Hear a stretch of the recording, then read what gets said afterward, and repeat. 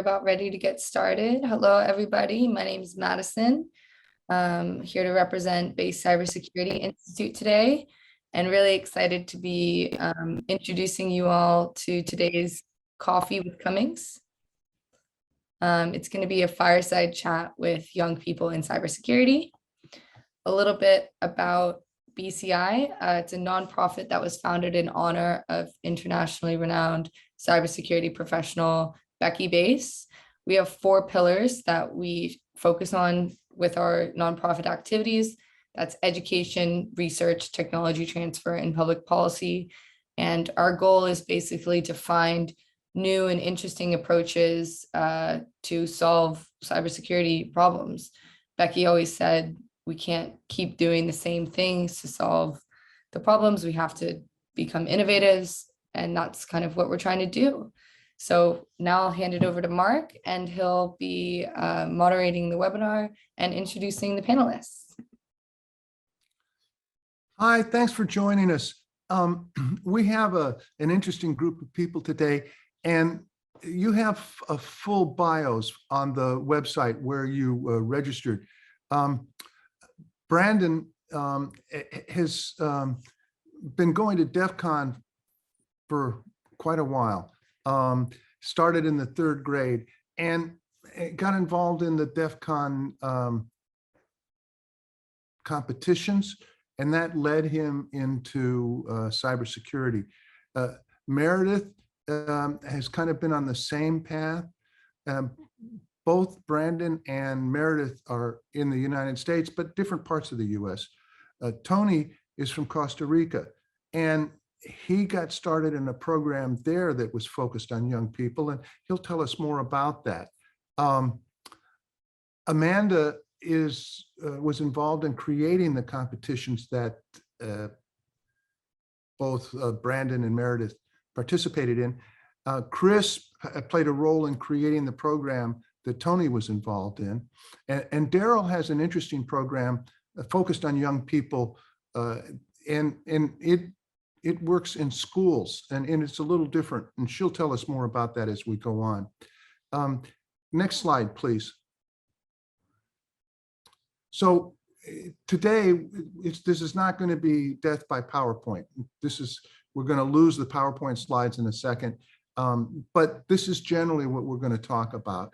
And we're going to talk about how, and we're going to ask the young people to tell us how they got involved and how they see cybersecurity and why the competitions were important to them and those early activities. And in Chris's case, Tony's case, in Chris's program, actually led to a career in cybersecurity. And then we're going to expand the discussion and bring in the older folks on and start talking about what we can learn from this experience and how maybe we can broaden the outreach, have more young people involved and make this more generally useful. And we want to do this also in the context of the fact that we're in the process of creating a world that the young people are going to live in, and kind of what kind of world do they want to live in, and what kind of world do we want to create for that. So that's kind of what we're going to cover today. Can we lose the slides? Okay, so Brandon, tell us a little bit about how you got started in cybersecurity. Well, as my introduction said, I started around 3rd grade when I got dragged to DEF CON by my dad. Well, it wasn't necessarily I got dragged. I was curious about what my dad was doing in cybersecurity and wanted to test the waters, see what it was like. And when I was there, I figured I didn't really know much at the time, like at all, but I figured a competition would be an interesting way to learn. I found the SECTF for Kids, which is the competitions that Meredith and I were working in since 3rd grade for me, and 2014 for you, and the ones that Amanda has been making. I've been doing competitions ever since, and I've been enjoying them a lot. And I mean, here I am now, 9th grade, 6 years later. Okay, thank you. It's interesting I hear Brandon talk about this, and it's interesting to hear the different ways he talks about it. We'll come back to the different ways in a minute. Meredith, how did you get started in cybersecurity?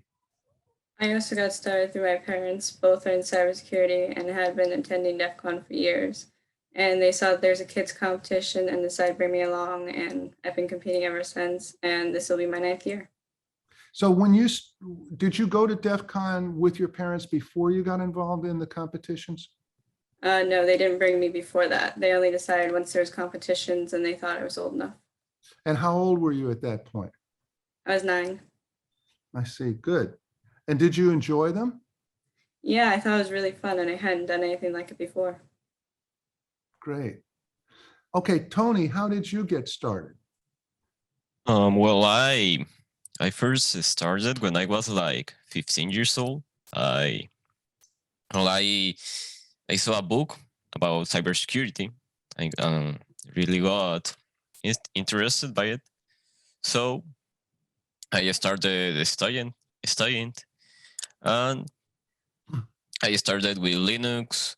Then I moved to a little bit of the part of hacking, some challenges from at that time was Over the Wire, Hack the Box. After that, like 1-2 years ago, I met the Chris program, which are helping some of the high schools to get positions or better certifications and knowledge in cybersecurity.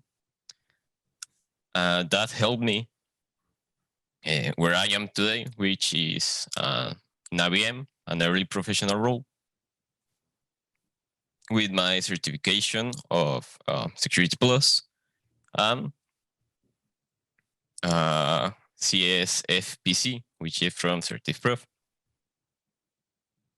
Well, congratulations. That's quite an accomplishment. When you said something about hacking the wire. Was that a game? Yeah. What was that? Over the Wire is basically like a page where you learn basic Linux. That helped me a lot.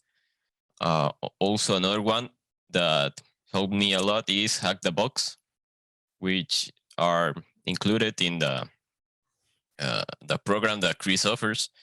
They need a license, and there are basically like a bunch of labs, machines that are like you need to hack into them, and if you get like inside of the machine, you get the user, then you have one part, and you need to also get privilege escalation to get the root. Those are basically challenges that helped me a lot where I am today. So they're kind of lab exercises. Yeah.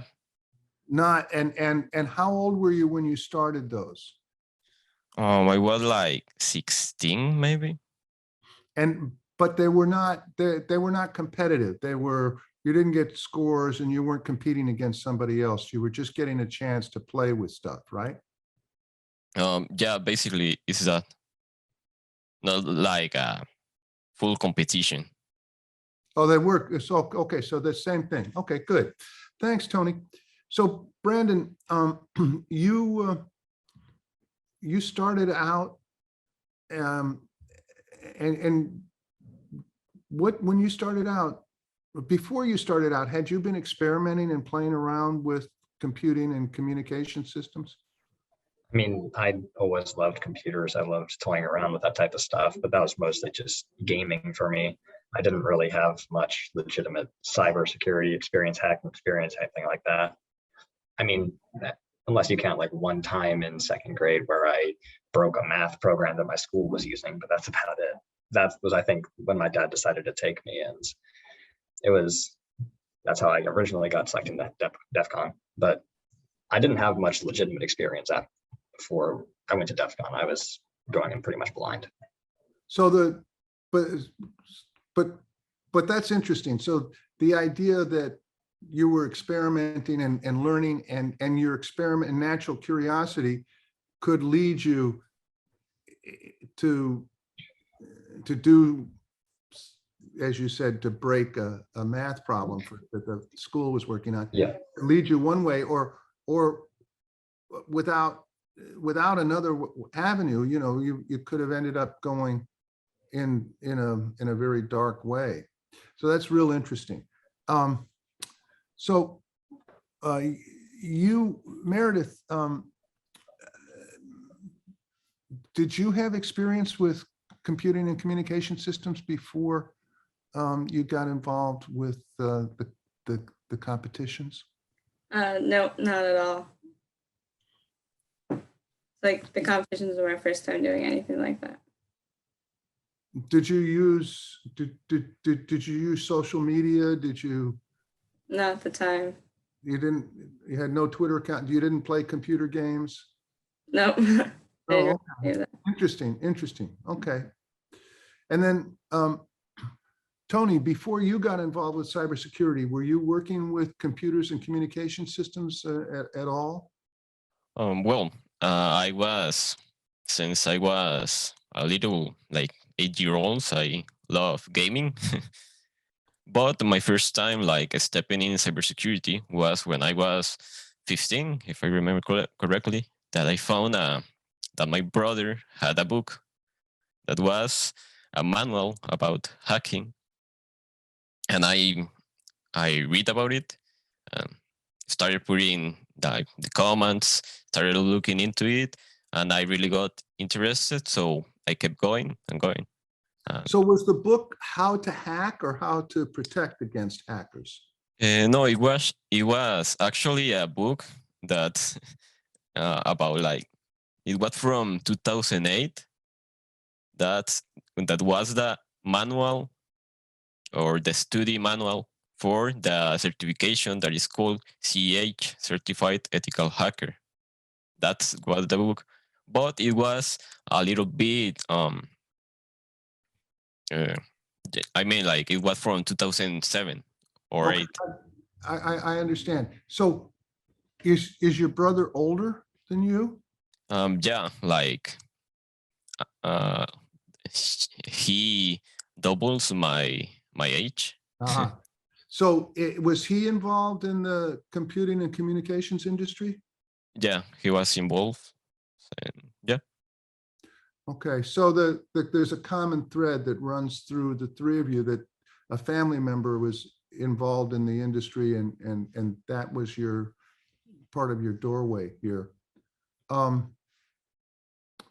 Great. So, Brandon, you were pretty successful in the competitions. Yeah. I mean, so I originally started off with the kids competition. I won that one at like 12, which I had been studying for that a lot. I loved learning about like ciphers and stuff. I did some crypto courses over summers, like cryptography courses over the summer. I loved that. And I ended up going to the teens competition the same year. I won the kids one at 11 and went up to the teens one at 12 because I won the previous year. That didn't go so well for me because it was a completely different competition.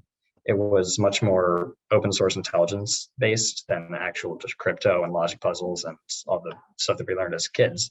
It was much more intelligence gathering, and that didn't go well for me. I don't care to detail that, but it wasn't great. And the next year I had studied a lot because I don't take a loss very well. And I ended up winning that year. And then I also got enrolled in the adults competition. Don't tell Amanda because she might tell DEF CON. But I was on a team with my parents and a friend from my dad's work. And we ended up winning the adults competition as well, which surprised me as well as everybody else on that team, but it worked out. So, and then I also won the teens competition again the past summer. So, I mean, I've been enjoying them a lot. I study a lot for them, and because I really don't take loss as well. So I enjoy it a lot, and it's fun for me. Well, congratulations. That's quite an accomplishment. Thank you. And so, Meredith, you have you had a different entry point. You were interested in a different aspect of cybersecurity, but I think you also had some success there. Would you talk to us about the area that it interested you and where that led you? Yeah, so I also, like Brandon, I started the kids competition and I won that and helped mentor. And then when I went to the teens competition, it was a really big difference. And it's, lots of OSINT and a lot more social engineering, which at the time I hadn't done any of it. And so the first year I had very similar experiences and I didn't do very well. And so over the course of the year, I tried to work hard and learn more about social engineering and work on doing phishing calls and phishing emails. And that's kind of a lot of the part that I enjoy more. And I got progressively better at it. Yeah, and then how did you do? I don't really remember honestly, but I know I started like my first year, I think I got like 13th and like barely finished. And every year since then, I've gotten a lot higher scores. And I think I got like 5th or 6th recently. And it's not my full-time thing, but I try and work hard and do well. Well, that's great. Congratulations. That's quite an accomplishment. And then, Tony, we know where you ended up. You're actually in the profession. So going back to you, Brandon, you've been working in cybersecurity and you get a feel for both the risks, the issues around privacy and personal information, and then you watch your classmates and friends and how they deal with it. How do you see the people that that in your age group relating to the whole question of privacy and cybersecurity?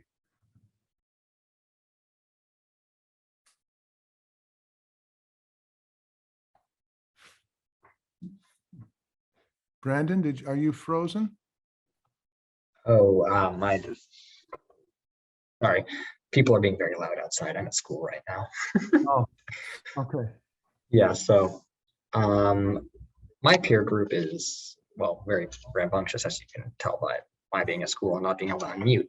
But a lot of them, like most of the people around me specifically, they're relatively tech savvy and they come to me when they have troubles, which I'm proud of. But the thing is that a lot of the people outside of my specific friend group, they just don't care enough. A lot of them know that like they shouldn't have their name in their social media tag, things like that. But I can list probably 20 people off the top of my head who have some variation of their name in their tag.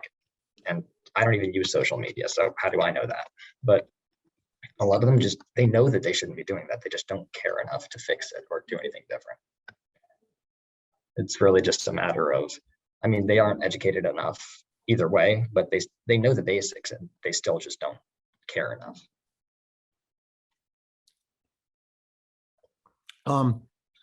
So Meredith, because your focus, I mean, Brandon was talking about cryptography in this in his involvement in the games. You're more in social engineering. How do you see your classmates and your friends and how they relate to the whole question of privacy and cybersecurity? What I see is that they don't know a lot about it, if anything about it. I also come from like a really rural area where most kids don't even have computers at home. So they don't know like that they shouldn't post their personal information on social media or to use more secure passwords or anything like that. Most of the time when I tell them, that's the first time they've ever heard of it or heard that they shouldn't do that and why they shouldn't do it. And, especially in rural areas, there's a lot, they just don't have any knowledge of cybersecurity of any form. And Tony, how do you see, you're a little older now, but looking back on when you were 15, 16, how were your classmates and how were your friends perceiving the whole issues around privacy and cybersecurity? Yeah, they think they don't care that much. They well, usually in the high school they didn't care that much about cybersecurity, privacy, or anything of that. I usually, well, I didn't told them like everyone to how to properly protect themselves online, or what they should do with their private information. I did it with like my close friends, but most of them didn't care. And yeah, that's like the main problem I saw when I was in high school, that most uh, high schools that I were in two high schools, they didn't care that much about cybersecurity or how to properly protect your information online. Thank you. This seems to be a common thread. And it seems also interesting. I don't know whether if we went back and talked to younger people, 10, 11, 12-year-olds now, because of the pandemic and everybody being in school virtually, whether there would be a change or not. So when you think about, Brandon, when you think about what kind of world you're going to grow up in and work in and and live the rest of your hopefully long and happy and healthy life in, and you think about cybersecurity, what kind of a world would you like to, if you could wave your magic wand, what kind of world would you like to be able to live in?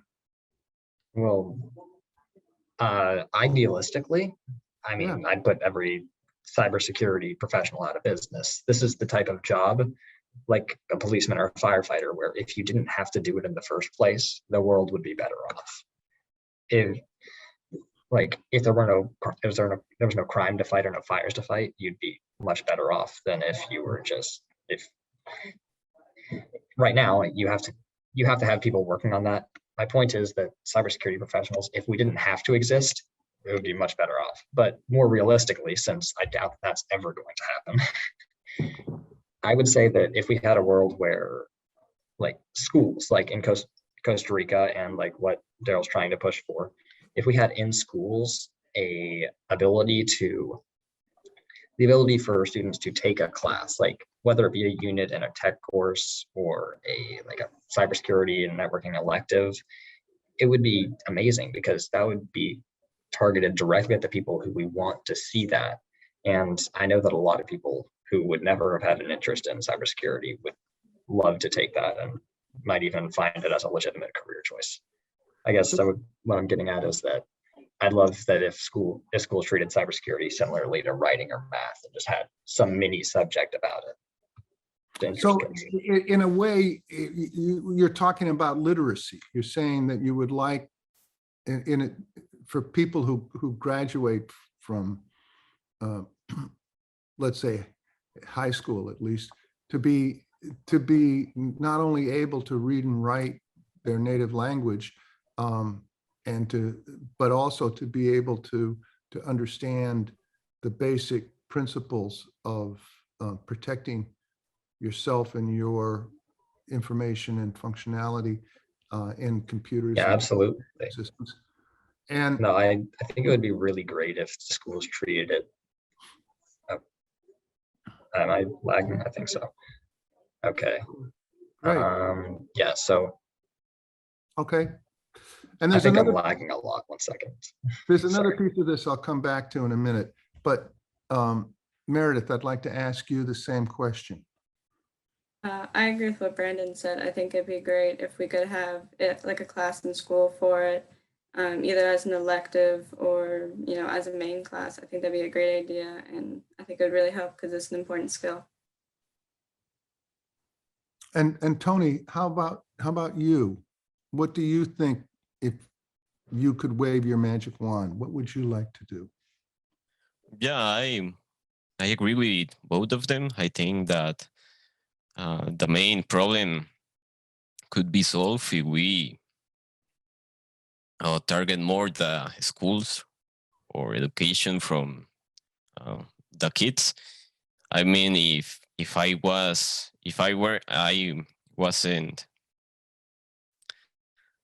if I didn't read that book like 3 years ago, and I wouldn't be here. Found Chris course, I probably wouldn't be here also. So I think that there might be there needs to be more education towards cybersecurity in that field. Good, good. Okay, so Brandon, one thing you said would kind of bothered me. You said you don't think that it's possible to have a world where we don't have to have a large and fairly unsuccessful effort at securing our cyber systems. I think back to the 1930s when the Ford Automobile Company came out with the first low-cost V8 powered car, and bank robbers were able to rob in the United States, particularly in the Midwest, where things are flat, and there was they could rob a bank in one county and get to the next county before the police could catch them, or they get to the next state, and bank robberies became they weren't even news anymore because they happened so often. It was like the old story of if a dog bites a man, it's not news. If a man bites a dog, it's news. So, but it was kind of like accepted as just a matter of life that banks would always be robbed. And in the United States, we created a national police force, the FBI, and that put an end to armed bank robberies. I mean, not completely. We still have bank robberies every once in a while, but it's not what it was then. And I'm, maybe I'm wrong, but I think that if, as a society, we put a little bit more emphasis on security, we'd do better. Part of the problem we have is that our governments are split. They have half of the government is engaged in protecting cyber assets, and the other half of the government is invested in attacking other countries' cyber assets. So, it's kind of, anyway, we need to address that. And I'm thinking that young people, you have the chance, because you're going to actually, if you set the expectations for the next 30, 40, 50 years, there's a good chance they're going to happen. So I would hope that you do. And something that I'd like to add to the last question before I start lagging again. Go ahead, Brandon. What did you say? So before I start lagging again, I'd love to add something to my last question. My school actually has started recently. They did a 1 week like mini cyber competition, which I was pleasantly surprised by. A lot of people actually who I would have never thought would have enjoyed cybersecurity started to actually tuned into it and started enjoying it and loved the problem solving aspects of it. And I mean, I was surprised by it, and I would love if other schools started doing something like that. But the main issue is that, like, for example, in my school, these competitions, they were great. They made a lot of people interested, but those people have nowhere to put their interest. So, I mean, most of them, they liked it, but they're not going to go out and look for some cybersecurity resource to look into how to learn about it. If there was some sort of like club or elective, like I was talking about, that'd be perfect for just making a path for those people to try to follow, so it's easier for them. So, Chris, this is a perfect introduction to you. How did you get started, and how did you come up with this program in Costa Rica that Tony found and that helped him on the way that he went? Hi everyone. Hope that you can hear me fine.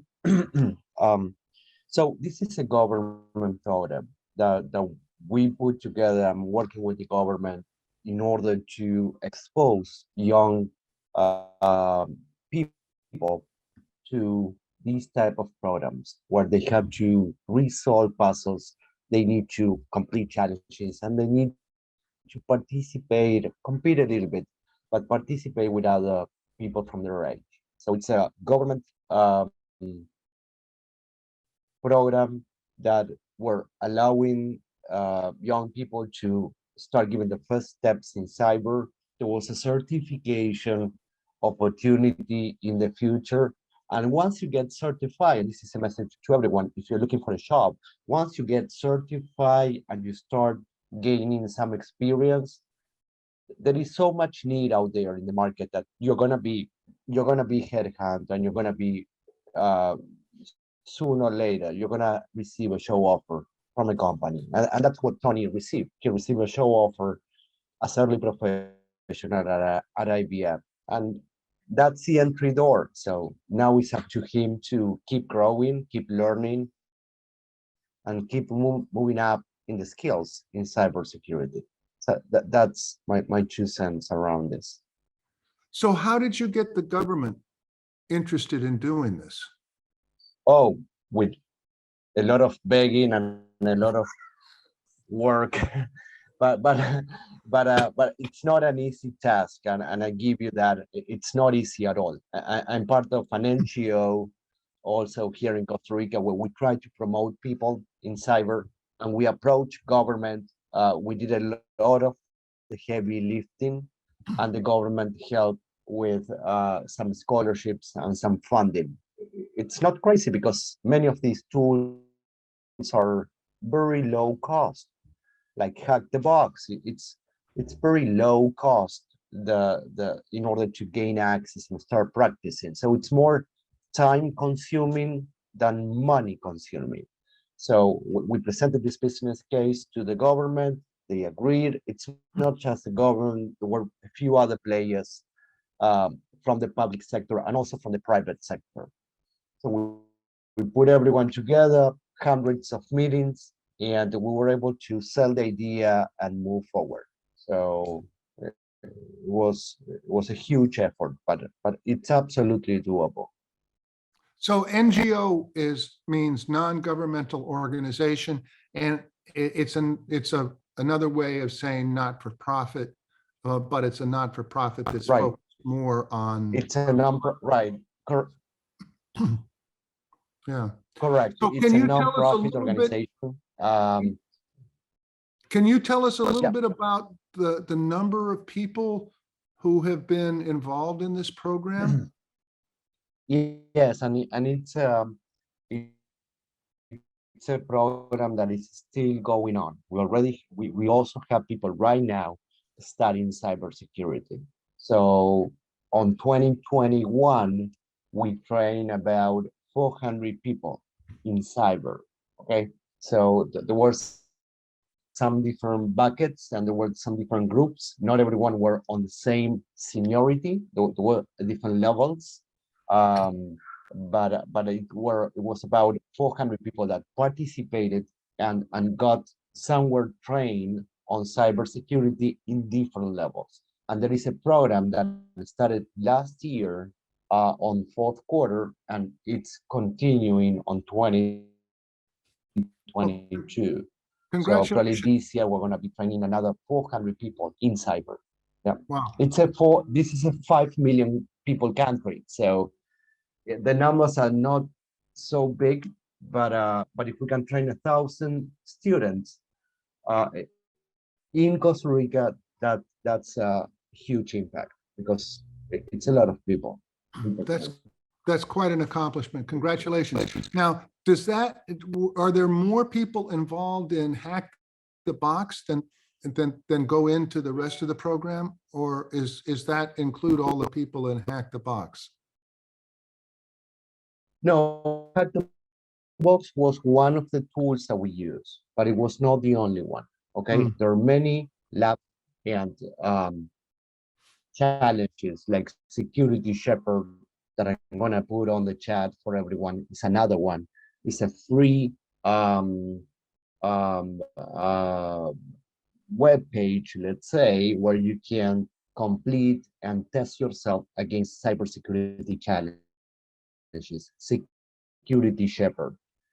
But there are many out there, and you can create your own challenges, and you can put the challenges out there so everyone can participate and can resolve them. So it was one of the tools that we use. I think it's important that we challenge people a little bit aligned to what Brandon said. I mean, getting people motivated into this. The motivation needs to come from them. We cannot force you to go into this role. It doesn't work like that. So we put a nice tool out there, a challenge where you get a prize, you get some competition, and you can move forward. And the other half of the effort needs to come from the students, and they need to participate, they need to investigate, they need to stay at night playing around, trying to solve the puzzle and submitting the response. Okay, so it's a joint effort, the way I That's see great. it. That's great. Thank you. It's really interesting, and we can learn a lot from that. I know, Chris, that you may have a time conflict and you may have to leave early. If that's the No, I'm case. fine. I was able to say. Great. I'm Okay, able to say. Thank so you. Amanda, were you responsible or involved in the creation of the first challenges games at Yeah, so about 9 years ago, I started working at Social Engineer. Our company created what is called the Social Engineering Village, or as most people in the cybersecurity community know it as, is the SE Village. And we have run that at various conferences. So in the early days, before I had started working for my boss, Chris Hadnegi, he was at DEF CON running the SE Village mostly on his own at the time. And found that there was a lot of parents who brought their kids with them, but there was nothing there yet at DEF CON for kids to get involved in. So because we strive to kind of make the SE Village a really safe and family friendly place, a lot of the parents just ended up hanging out there with their kids for, long periods of time. So the next year, Chris had decided to create a competition for the kids to learn about some of the principles behind social engineering, learn problem solving and critical thinking skills.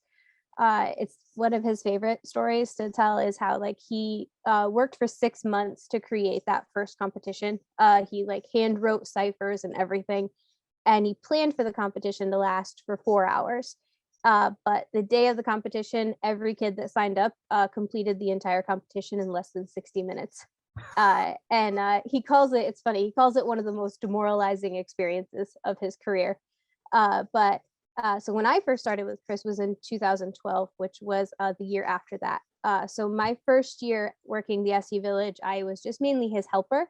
But the following year, Chris had asked me to take charge of the competition and to start managing it. So, and I will say, I will admit, I didn't have a lot of experience in creating competitions. But with Chris's help and sort of just learning and researching and teaching myself a lot of things, we've managed to successfully hold a kids and a teams competition every year since then. So what are the numbers? How many young people? Wow. I would say I've worked with hundreds of kids over the last 9 years. Every year, we can easily have 20 to 30 to 40 kids sign up. It all just kind of depends on the year and how many people. Obviously, the last 2 years, we've done virtual competitions, which have been really successful and have opened it up to a lot more kids being able to join in, because obviously not everybody can bring their kids to different security conferences all over the United States. But we've had virtual competitions, which have opened it up to a huge audience, and we've successfully been able to hold a kids competition inside of Minecraft, which has been great because kids love that, and held a virtual OSINT competition for our teens, such as the ones that Brandon and Meredith were in.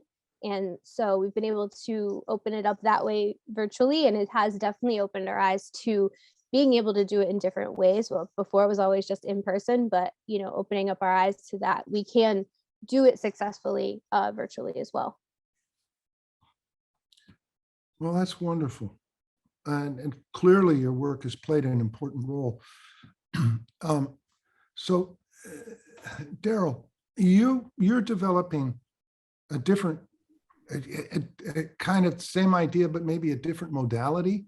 And we don't have a young person that has been involved in your program, but can you tell us a little bit about how you're approaching this problem that Brandon and Meredith were talking about literacy?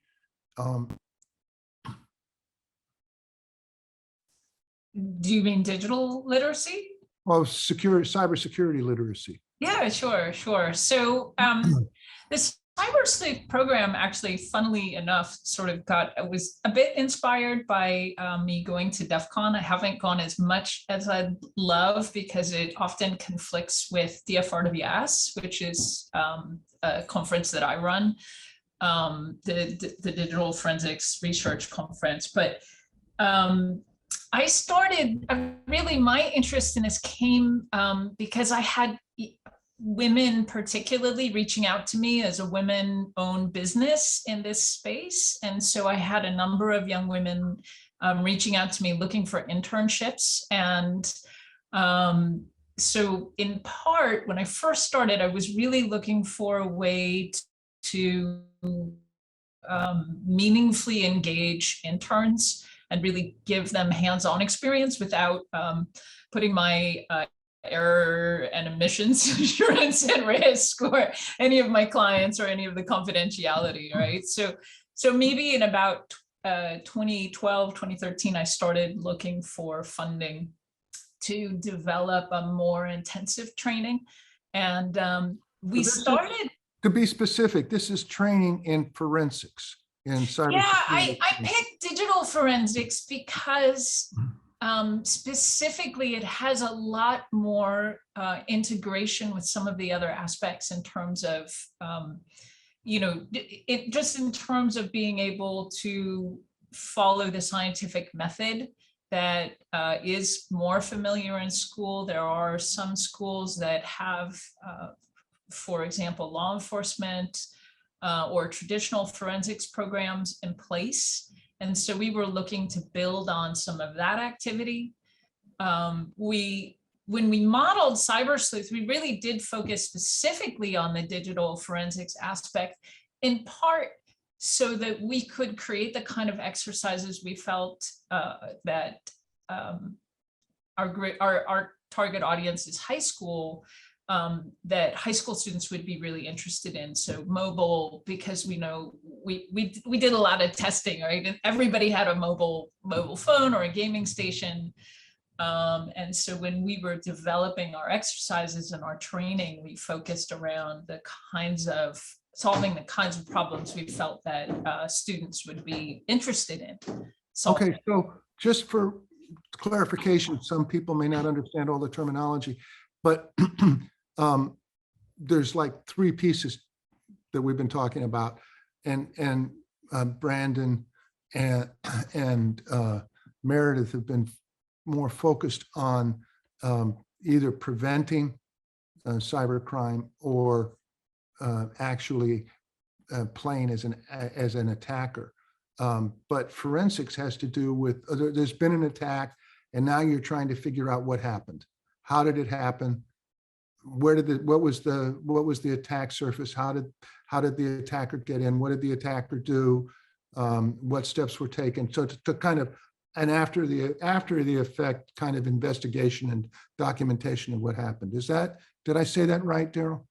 Yeah, absolutely. And it's kind of funny. I'm not feeling this as much now, but when we first started approaching schools, they were a little concerned. A lot of students are already more technologically advanced. They're more comfortable with technology. They've grown up with technology. These digital natives, right? They've had a device in their hands since they were 2. And when I first started, the schools were like, wait a minute, we're going to teach them to be hackers? Like, they're already smarter than us. Why would we do that? And so we leaned into digital forensics because it made some of the administrators feel more comfortable, if that makes sense. And then was really impressed by what you did with this, and you got funding, and then you started something. Talk about what you started. Well, so I took the same approach to seeking funding from the National Science Foundation, which did eventually, after maybe 4 years of submitting grants, they actually funded us. And we were able to develop a virtual lab, and we cover all of the fundamentals of digital forensics, all the basic principles, and we also have hands-on exercises, and we've partnered with a number of companies in the industry that were kind enough to donate professional tools. So not only do we have the training and all of that curriculum, we also have virtual machines that are basically fully featured forensics labs, because I don't think you can teach this material. It's not theoretical. You have to get hands-on. And then who's your target? Who are you targeting with this? You know, it's changed over time. So when we started our it's modular. So when we developed it, we looked at what was happening in school. I personally was just gobstopped. I think there's almost less computer science in school now than when I went to school, which is, I don't want to talk about that, but you know, so we made it modular so that it could fit into, you know, in as an elective. It could fit in as a club. It could be introduced in a summer camp. Yeah, but what 9 through 12, it's high school. It's really primarily high school. We have had some instances where we had one like 7th grader, and we've had some people who are graduating seniors partake in the program successfully. And then you've done this with individual schools, if I understand correctly. We partnered with nonprofit organizations and schools. So our most recent pilot was actually with Clark County School District that's based in Las Vegas. So it's a full circle. It's been great. And then, so these are pilots. So, and you've done pilots in maybe a few dozen schools. Is that a we've worked with one school, really, honestly. You know, Nevada was ahead because they actually have a cyber pathway. A lot of schools or a lot of states even don't have this. So maybe they have an elective, maybe, which is why we've got it available both in club and in like summer STEM intensives, because we're just waiting for the schools to be ready to fit it in. What is your vision for the future? For Cyber Sleuth? I mean, I'm certainly hoping right now, we just wrapped up the NSF program literally in the month of December. And so what we're doing right now is working on seeing how we can continue to make it available in school in summer. I'm writing grants day and night. So anybody that wants to, yeah. So it's available. We're working on a couple summer camps, and we're in discussions with a number of schools around the country. Well, that's great. It's quite an accomplishment that you've gotten this far with that. Thank you for telling us about it. So, you know, the real question is, we all seem to have reached a kind of a consensus that we need, one, to increase the cybersecurity literacy in general, and two, provide a way for people, once they get interested in the competitions, and where is a path for them to continue that, and how can they continue to explore and learn and be engaged in this area. And so the question is, how can we learn from the experiences that we've all shared here today and broaden the reach of this and make it more available, both in a country like the United States, in other parts of countries that are,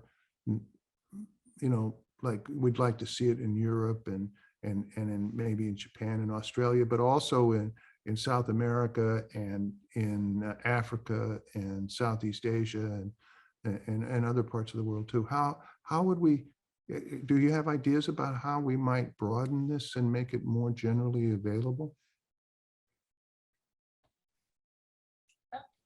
I mean, I can jump in. One of the most amazing things for us that we learned in this program, because it really, NSF funds research. And, they weren't sure really primarily digital forensics was being taught, post-secondary.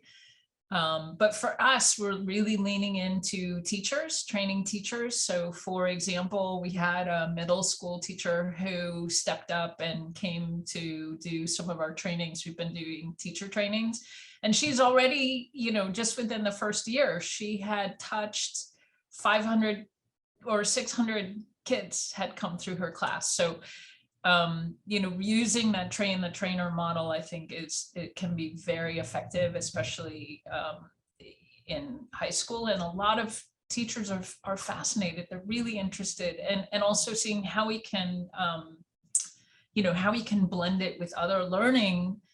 Because I think hearkening back to something Brandon said earlier, I mean, we need to be sure that people who are doing web development understand car manufacture. I mean, whatever it is, like everybody needs to know a bit about this. So, Amanda, you're nodding your head. Do you want to say something?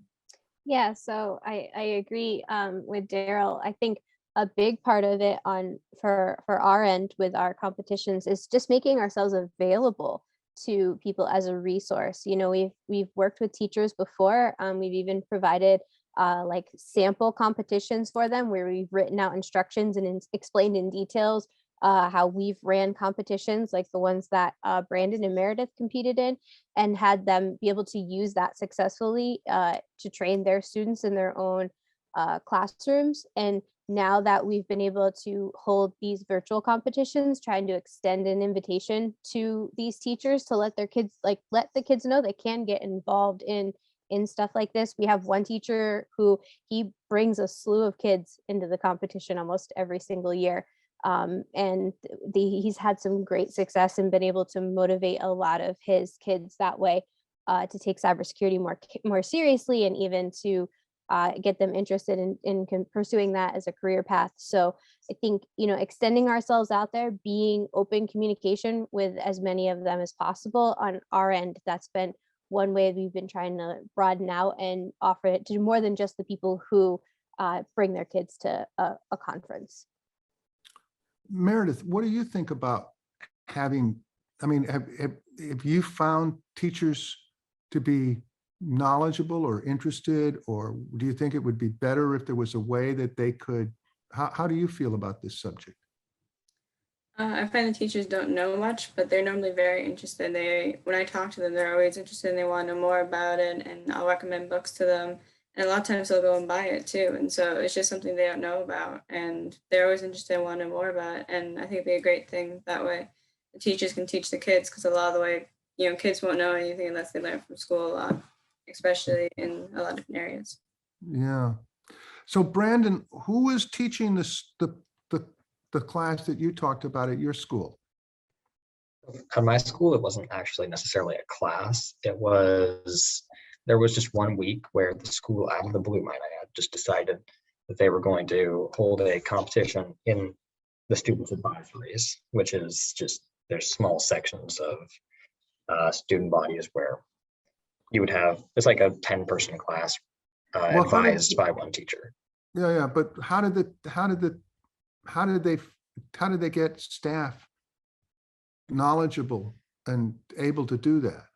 They didn't really have staff that was knowledgeable. What they really did was they sent out a slideshow saying, here are your questions, it was kind of a scavenger hunt type of thing where they said, once you solve the first one, go to this teacher. If you have the right answer, then they'll give you something else to work on. And it was something like that. We had like 1 hour to work on it, and that was pretty much the entire day competition. The teachers didn't have to know a lot about it.